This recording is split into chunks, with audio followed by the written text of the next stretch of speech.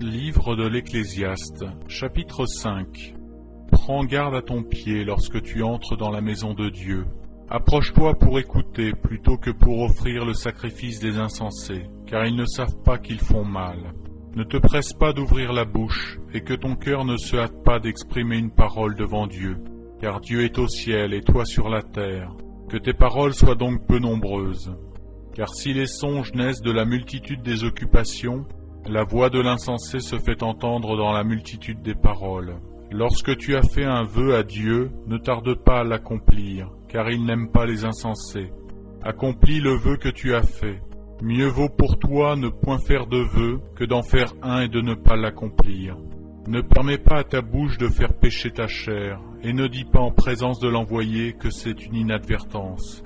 Pourquoi Dieu s'irriterait-il de tes paroles, et détruirait-il l'ouvrage de tes mains? Car s'il y a des vanités dans la multitude des songes, il y en a aussi dans beaucoup de paroles. C'est pourquoi crains Dieu.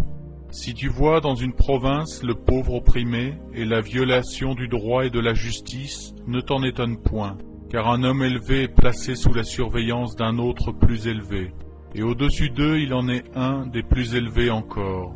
Un avantage pour le pays à tous égards, c'est un roi honoré du pays.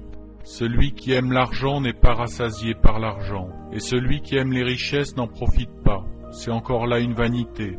Quand le bien abonde, ce qui le mange abonde. Et quel avantage en revient-il à son possesseur, sinon qu'il le voit de ses yeux?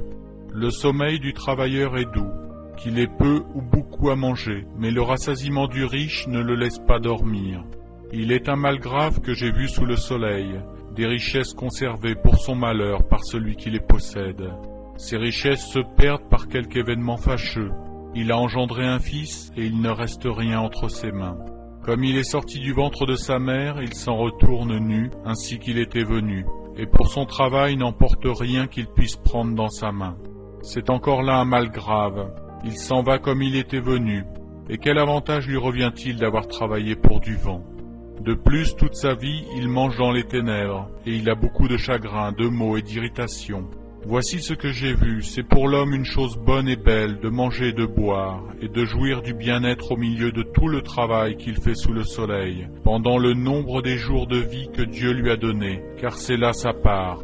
Mais si Dieu a donné à un homme des richesses et des biens, s'il l'a rendu maître d'en manger, d'en prendre sa part, et de se réjouir au milieu de son travail, c'est là un don de Dieu, car il ne se souviendra pas beaucoup des jours de sa vie, parce que Dieu répand la joie dans son cœur.